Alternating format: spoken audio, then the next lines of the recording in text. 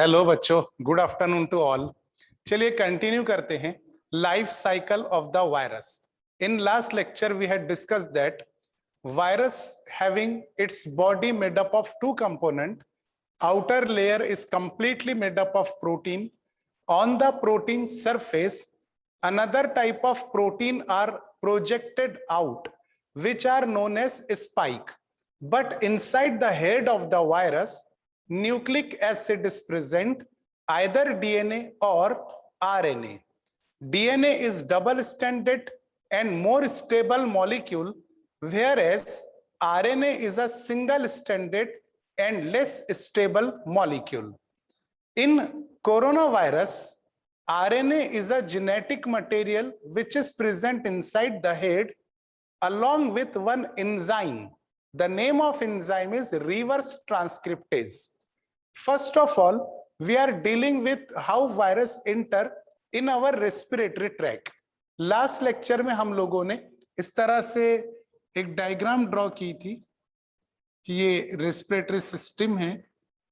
हमने यहां से देखा था wind pipe. Wind pipe is also called as trachea. This trachea form branches when enters in our lungs.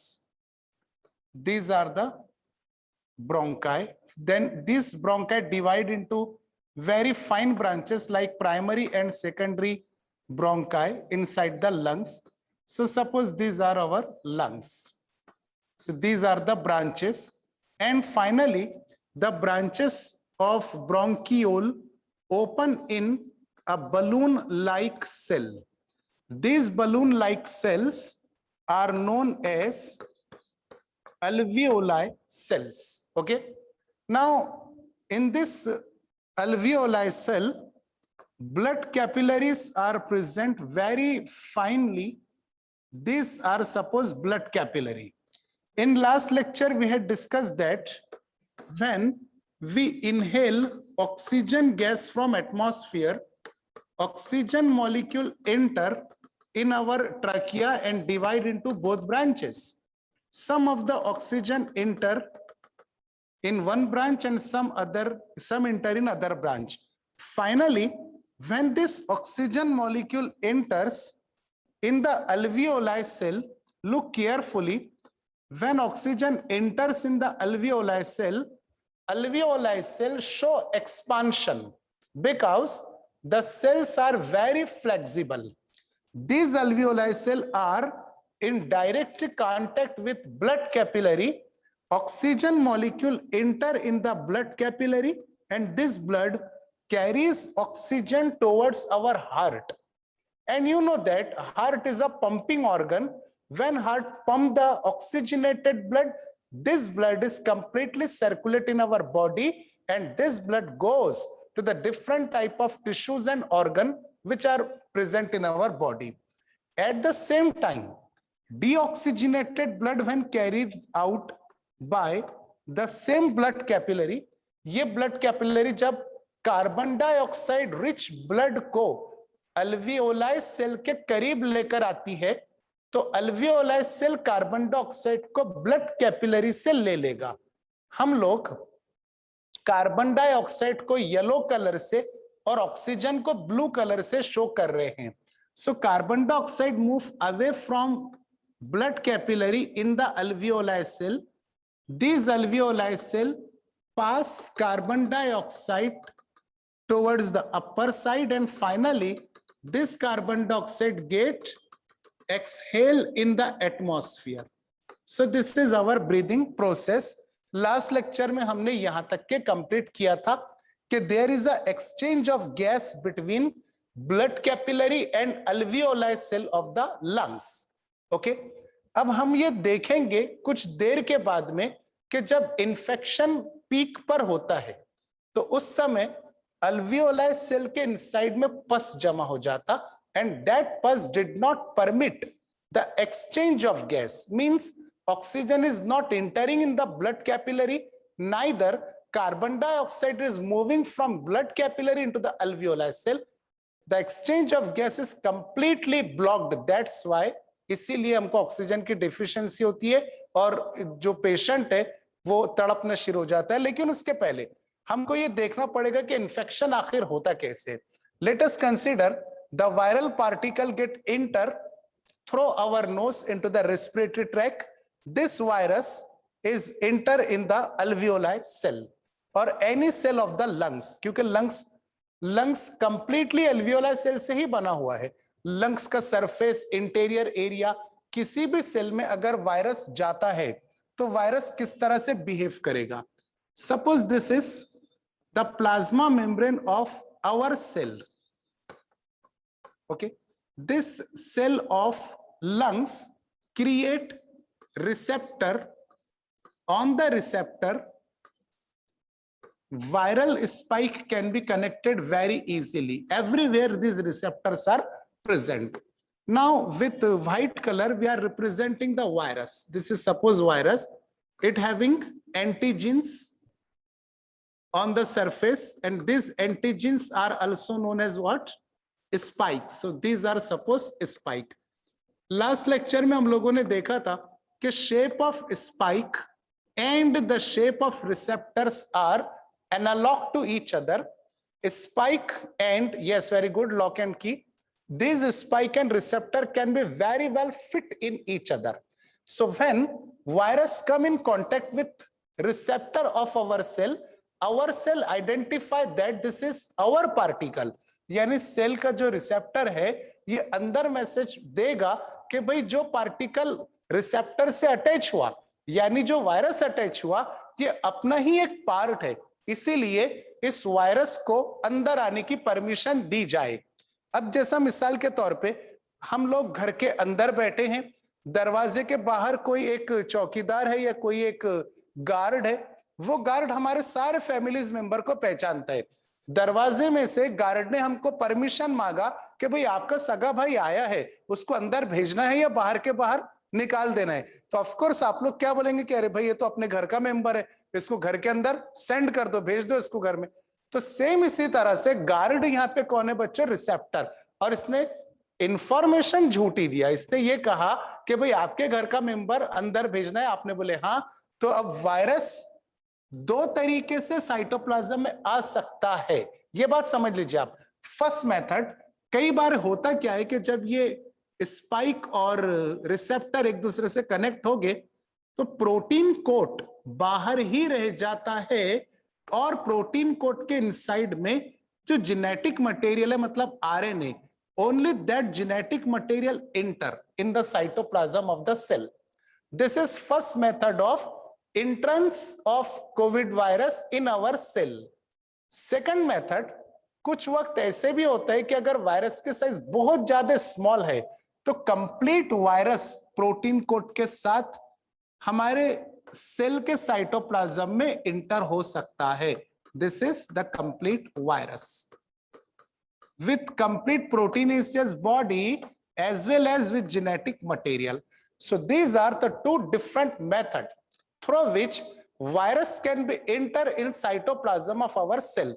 The most preferable method is first method, like this. In this method, only genetic material of the virus enter in the cytoplasm of the cell. और एक बात कि इस virus में genetic material के साथ एक enzyme है बच्चों, इस एंजाइम का नाम होता है आरटी, मतलब रिवर्स ट्रांसक्रिप्टेज। देखिए एंजाइम के नाम के आखिरी में सफिक्स होता है ASE और एंजाइम का काम होता है रिएक्शन परफॉर्म करके देना, रिएक्टेंट को प्रोडक्ट में चेंज कर देना और फिर एज इट इज रहना। एंजाइम कभी चेंज नहीं होता है। मैं आपको यहाँ पे एक प्रोसेस का नाम बता रहा हूं जो आपको शायद पता होगी। The process is transcription. In this process of transcription, DNA molecule form RNA. Formation of RNA from DNA is known as transcription. लेकिन अगर आप RNA से DNA बनाना चाहें तो ये रिवर्स प्रोसेस हो गया। तो इस रिवर्स प्रोसेस को कहा जाता है रिवर्स ट्रांसक्रिप्शन। देखिए एक की वर्ड यहाँ पे ये है कि डीएनए को आइडेंटिफाई करने के बहुत सारे मेथड अवेलेबल है। डीएनए फिंगरप्रिंटिंग है, डीएनए स्क्रीनिंग है, ऐसी बहुत सारी चीजें।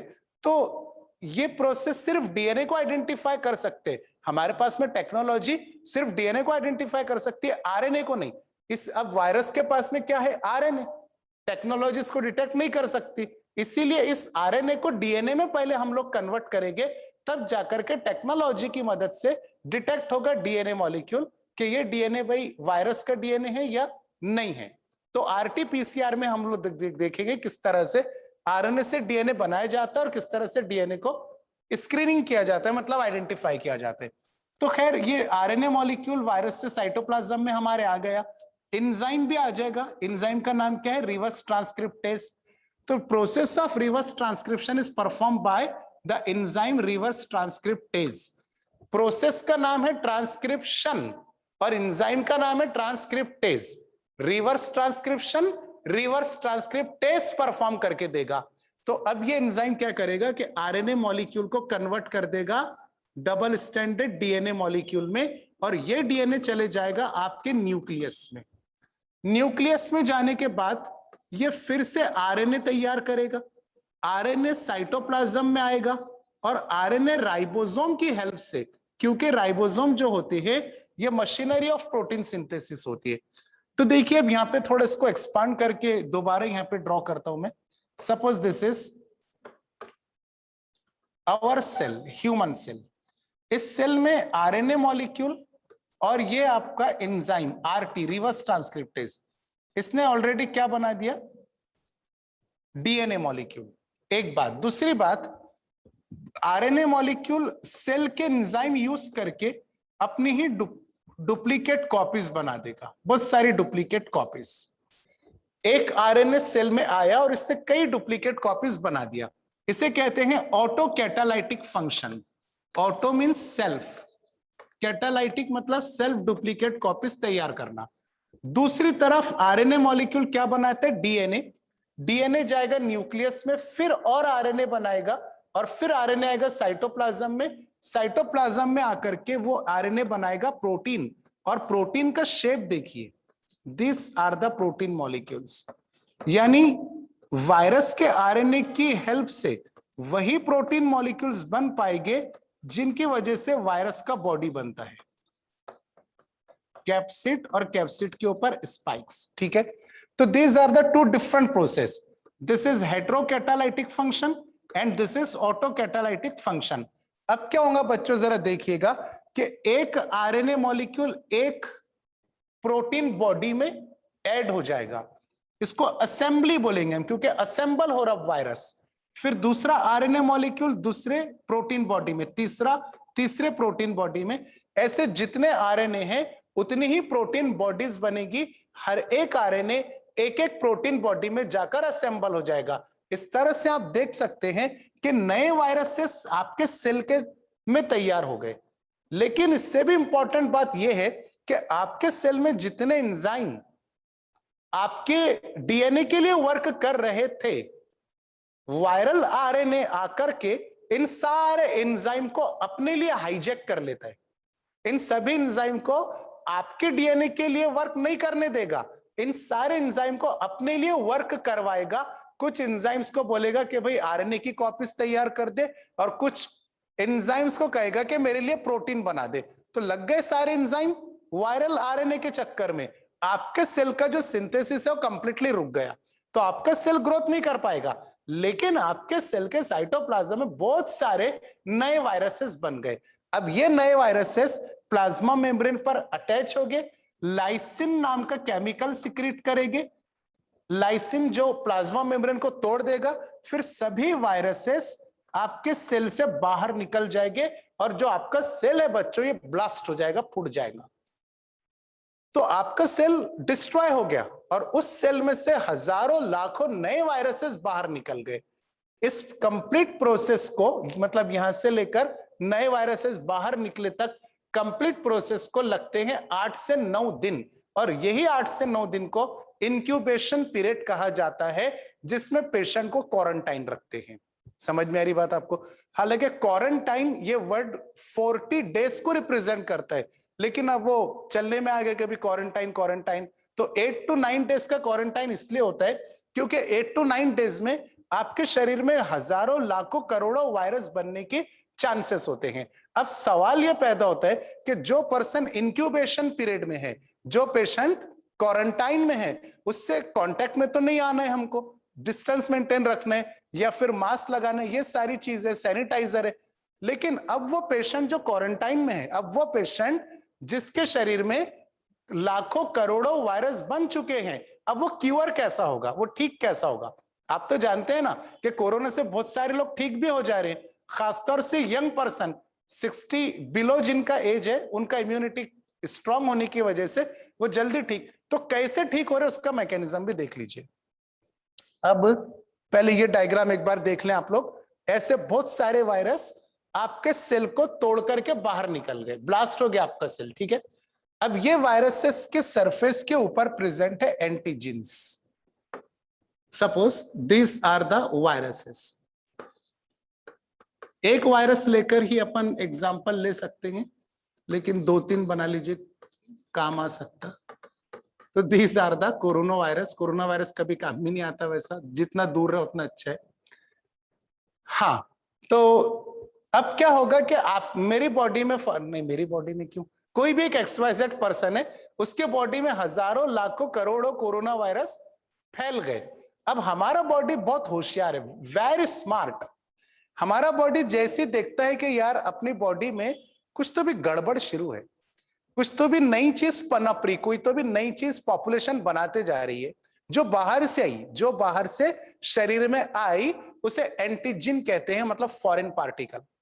तो हमारा जो CNS है वो इम्यून सिस्टम को ऑर्डर देता कि देखो कि अपनी बॉडी में बाहर से आकर के कौन फैलते जा रहा, अपनी क्वांटिटी बढ़ाते जा रहा। तो वो जो CNS इम्यून सिस्टम को ऑर्डर देता है, हमारे इम्यून सिस्टम पहले चेक करेगा कि भाई ये फॉरेन पार्टिकल है क्या चीज। इम्यून सिस्टम वायरस को बड़ी गौर से देखेगा कि इसका प्रोटीन कैसा बना है, इसके स्पाइक, खासतौर से स्पाइक कैसे बने हैं, स्पाइक मतलब एंटीजन, और ये एंटीजन कौन से रिसेप्टर में जाकर बाइंड होते हैं। अब हमारा इम्यून सिस्टम क्या करेगा, innate immune system, immune system की टाइप होती है अलग अलग, उसमें से एक है इन्नेट और एडाप्टिव इम्यून सिस्टम। ये इम्यून सिस्टम कुछ ऐसी प्रोटीन बॉडी बनाएगा जो स्पाइक पर जाके टच हो जाएगी। देखिए इस डायग्राम में वायरस और ह्यूमन सेल का कांटेक्ट कब हो पाया, जब एंटीजन और रिसेप्टर एक दूसरे से ज्वाइन हो गए। लेकिन थोड़ी देर के लिए मान लीजिए कि आप स्पाइडरमैन के जैसा जाल फेंक करके इस एंटीजन को कंप्लीटली कवर कर देते हैं, ऐसे ब्लॉक कर देते हैं, तो आप देखो कि एंटीजन का शेप ये कवरिंग की वजह से डिस्ट्रक्ट हो गया। रिसेप्टर नहीं पहचान पाएगा एंटीजन को, और रिसेप्टर ना ही उसको अंदर आने की परमिशन देगा।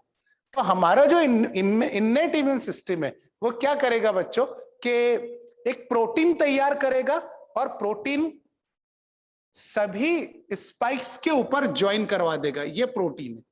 अब ये प्रोटीन की वजह से वायरस हो गया लॉक। अब वायरस रिसेप्टर के पास नहीं जा सकता, गया भी अगर तो रिसेप्टर पहचानेगा नहीं कि भाई तू कौन है, पूरा मुंह के ऊपर मास्क बना हुआ, निकल जाए यहां से, ऐसा कौन बोलेगा, रिसेप्टर ऑफ आवर सेल। तो ये वायरसेस क्या करेंगे, नाराज हो जाएंगे, और ये वायरस बॉडी में फ्रीली इधर उधर घूमेंगे, भटकेंगे ये वायरस, लेकिन डिस्ट्रॉय नहीं होंगे। तो अब क्या होगा बच्चों, कि अब हमारा इम्यून सिस्टम हमारे WBC की हेल्प मांगेगा। व्हाइट ब्लड सेल्स में एक कंपोनेंट होता है मैक्रोफेजेस, मैक्रो यानी कि लार्जर, फेज यानी कि खा जाने वाले। तो ये WBC के कुछ ऐसे सेल्स होते हैं जो बाहर से आने वाले पार्टिकल को अपने अंदर खा लेते हैं, उसको तोड़ मरोड़ करके पूरा सेपरेट कर देते हैं, भंगार की तरह, वेस्ट मटेरियल की तरह। तो अब हमारे इम्यून सिस्टम ने क्या कहा कि भाई मैंने मेरा काम कर दिया, मैंने स्पाइक्स को ब्लॉक कर दिया, अब ये स्पाइक रिसेप्टर से ज्वाइन नहीं होगी, मतलब इंफेक्शन रुक गया, पर वायरस प्रेजेंट है, अब इन वायरस से तुम निपट लो। किसने किससे कहा, इन्नेट इम्यून सिस्टम ने WBC के मैक्रोफेजेस से कहा। मैक्रोफेज एकदम हल्क की तरह तैयार, ताकतवर बिल्कुल। मैक्रोफेज बोले ओके कोई बात नहीं। जैसी अब मैक्रोफेजेस को ये वायरसेस दिखे, मैक्रोफेज इन वायरस को अपने अंदर इंगल्फ कर लेता है इस तरह से। ये वायरस आ गए यहां पर। अब मैक्रोफेज इस वायरस को कंप्लीटली तोड़ मरोड़ करके फेंक देगा, यानी प्रोटीन अलग, कैप्सिड का प्रोटीन अलग, स्पाइक अलग, आरएनए के टुकड़े टुकड़े हो गए, एंजाइम के भी पीसेस हो गए। अब वो वापस से रिजेनरेट नहीं हो सकते। इस तरह से मैक्रोफेजेस कंप्लीट वायरसेस को धीरे धीरे धीरे करके फिनिश करेंगे और हमारा शरीर कंप्लीटली अच्छा हो जाएगा। समझ में आ रही बात? So this is the life cycle, this is the pattern of growth of covid, that is corona virus. अब हम देखते हैं वैक्सीन के बारे में कि भाई वैक्सीन कैसे काम करती है। देखिए बच्चों, ये एक नॉर्मल हेल्दी पर्सन है, this is a normal healthy person. इस नॉर्मल हेल्दी पर्सन में ना कोरोना वायरस कभी आए थे, ना है और ना आए होंगे कभी। ये कैरियर अगर होगा भी अच्छा भी हो गया होगा। सपोज कीजिएगा नॉर्मल पर्सन है, इस नॉर्मल पर्सन को मैं इंजेक्शन देता हूं कोरोना वायरस के वीक फॉर्म का, यानी कमजोर कोरोना वायरस जो स्पीड में इसकी बॉडी में नहीं फैल सकते। नशे में है कोरोना वायरस, एकदम कमजोर है, तो कोरोना वायरस धीरे धीरे धीरे धीरे करके इसके बॉडी के अंदर इंटर हो गए। अब जैसे कोरोना वायरस बॉडी में आए, नशे में ही याद रखिएगा कोरोना वायरस मतलब वीक स्ट्रेन है, इसे वैक्सीन कहते हैं। Weak strain of the pathogen is called as vaccine.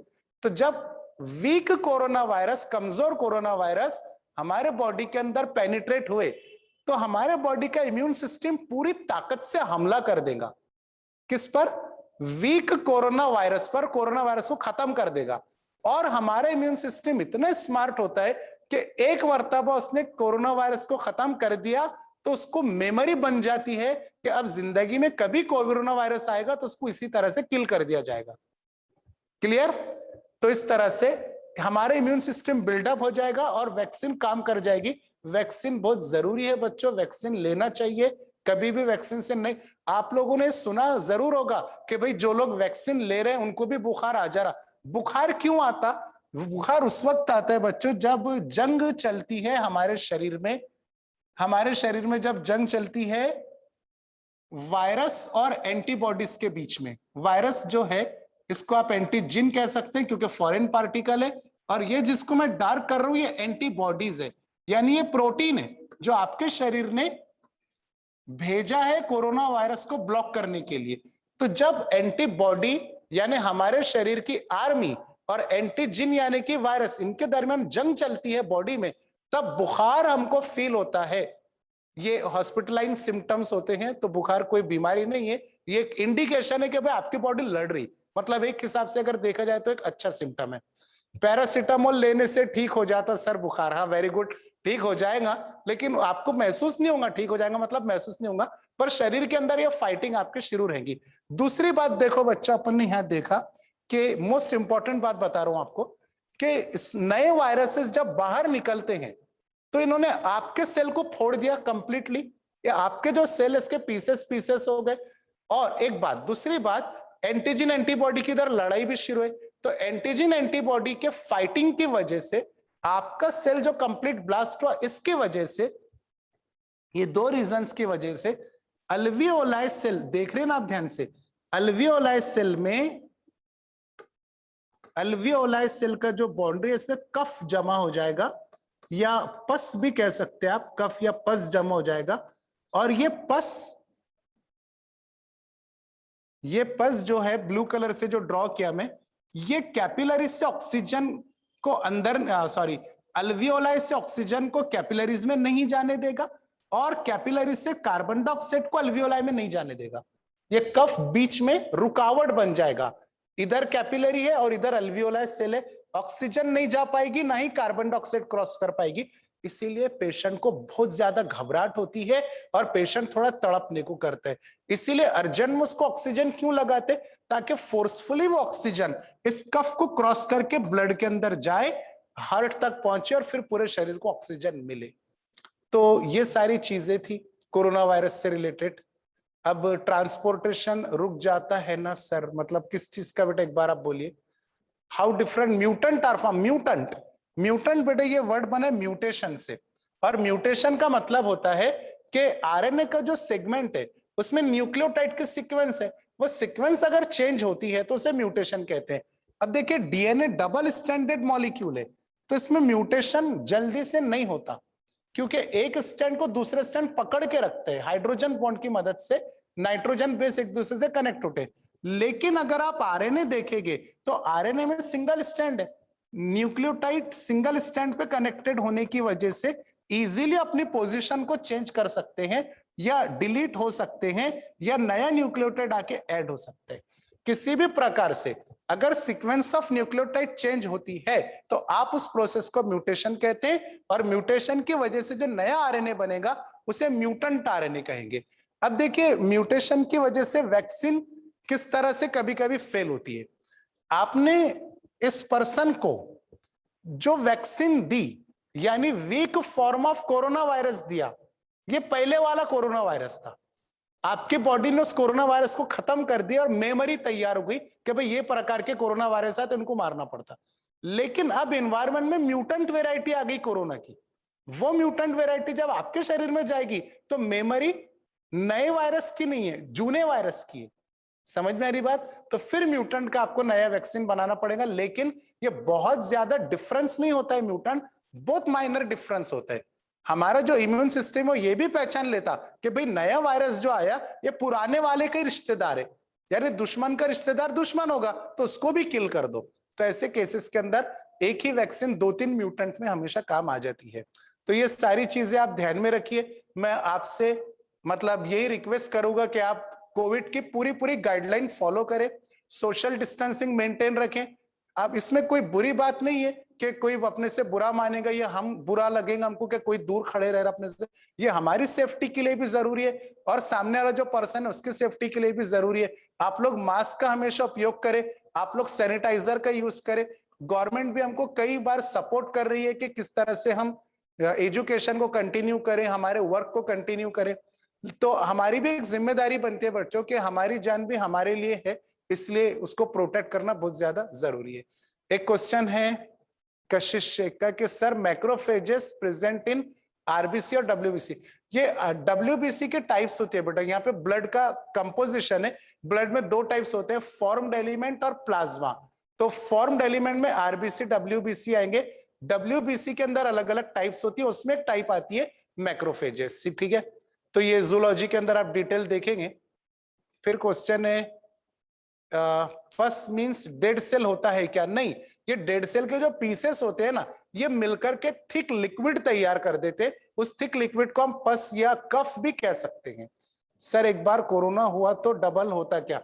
हाँ हो सकता, अगर कोरोना की जो नेक्स्ट वेव है यानी दूसरे से आपको हो रहा बहुत हैवी हो गया और आपका इम्यून सिस्टम काफी नहीं है उससे लड़ने के लिए, तो 2 बार कोरोना हो सकता है, लेकिन ज्यादातर उन पर्सन में पाया जाता है जिनका इम्यून सिस्टम वीक है। अब एक सवाल और आता है हमेशा मेरे पास में, लोग पूछते कि सर इम्यून सिस्टम को स्ट्रांग कैसे करें? इम्यून सिस्टम को स्ट्रांग करने का एक ही तरीका है बच्चों, रेगुलर आप घर पे एक्सरसाइज कीजिए। अब एक्सरसाइज का मतलब ये नहीं कि जिम लगा लिया अपन ने और बॉडी बिल्डर बन गए। आपने देखा होगा कि मतलब बहुत ज्यादा जो बॉडी बिल्डर है उनकी भी कोरोना से डेथ हो रही है।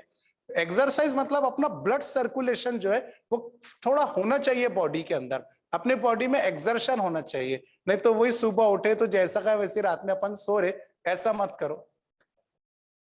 कोरोना वायरस कंटेन आरएनए और डीएनए, ये तो बताया बेटा मैंने आपको कि आरएनए रहता है कोरोना वायरस में। सर मास्क लगाने से कितने % बचने के चांसेस हैं?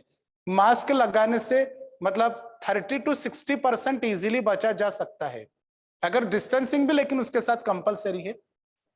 फिर है सूर्य नमस्कार करना चाहिए सर मॉर्निंग में? हाँ बिल्कुल कर सकते, उससे बॉडी का पूरा मतलब सर्कुलेशन होता है अपने। या फिर जंप जो है आप एक बार यूट्यूब पे देख लेना कि मतलब कौन सी एक्सरसाइज रेगुलर करना चाहिए, मतलब कोरोना हो या ना हो रोज हमको एक्सरसाइज करना जरूरी है। एक सेकंड बेटा।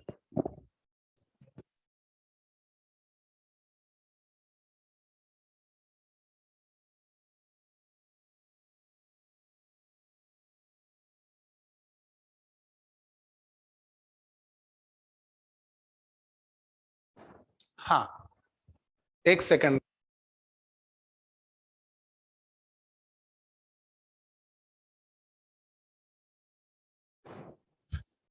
टर्मेरिक ग्राम पानी में लेकर खाने से फायदे। देखो बेटा, ये सब आयुर्वेदिक चीजें हैं, इसमें मुझे इतनी ज्यादा जानकारी नहीं है, लेकिन मतलब अगर पर्सनली मुझसे पूछा जाएगा तो मैं बोलूंगा हाँ ये सही, मतलब ठीक है, क्योंकि सब आयुर्वेदिक औषधि है, ये भी इम्यून सिस्टम बढ़ाने का काम करती है और कफ को भी दूर करने का काम करती है। सैनिटाइजर लगाने से कोरोना कितनी देर में मरता है? वो मतलब रैपिडली मर जाएगा बेटा, मतलब जितने एज अर्ली एज पॉसिबल है, तकरीबन उसका टाइम 20 to 25 सेकंड ऐसा सुना था मैंने, पर जल्द से जल्द वो मर जाए। Nice lecture sir, thank you very much बेटा। सर एनालोम एलियम करे तो चलेगा क्या, मतलब? हाँ, वो एक्सरसाइज की टाइप है तो चलेगा। एड्स एक अलग चीज है बेटा, HIV वायरस है, उसमें भी RNA जेनेटिक मटेरियल होता है, लेकिन उसके जो एंटीजीन है ना वो ऑलरेडी कवर्ड होते हैं, हमारे इम्यून सिस्टम पहचान नहीं पाता HIV वायरस को, इसलिए वो बहुत ज्यादा फैल जाता और हमारी डेथ हो जाती। वो एक लेक्चर में ले लेंगे हम। कोरोना में कितने % वाटर होता है सर? वाटर नहीं, कोरोना वायरस में सिर्फ प्रोटीन और RNA। सर बहुत अच्छे से समझा मैं आया, thank you, thank you very much. How did this virus come into being? Mutation. बहुत स्पीड में एक्चुअली आपके कमेंट आ रहे ना, तो ऊपर स्पीड में जा रहे। All concept is clear sir, very thank you बेटा। सर वैक्सीन अबाउ 18 एज को ही क्यों दिया जाता है? वो लोअर में भी दिया जाएगा, लेकिन अभी कैसा है कि डिमांड बहुत ज्यादा है ना, तो जैसा जैसा ये लोग एक फेज रिकवर हो जाएंगे, फिर दूसरी फेज रिकवर होंगे, फिर तीसरी फेज, ऐसा करते करते बच्चों को भी दिया जाएगा। You teach very nice, thank you. Why patient have to donate plasma? हाँ प्लाज्मा, क्योंकि प्लाज्मा के अंदर ही मैक्रोफेजेस होते हैं ना, WBC, और प्लाज्मा के अंदर ही एंटीबॉडी ऑलरेडी बनी हुई रहती। दूसरे पेशेंट को, नए आदमी को दिए तो एंटीबॉडी उसकी भी बनेगी, प्लाज्मा की भी एंटीबॉडी जाएगी, दोनों मिलकर कोरोना को किल कर देंगे। कितने दिन? ये बेटा बहुत फास्ट कमेंट आ रहे, मैं कोशिश करूंगा कि घर पे जाके आपके पूरे कमेंट एक बार देखूं, मोस्ट कॉमन जो क्वेश्चन है उनके आंसर अलग निकालू, और जो कॉमन नहीं है उनके भी आंसर निकालू, तो मैं आपको as early as possible answer देने की कोशिश करूंगा।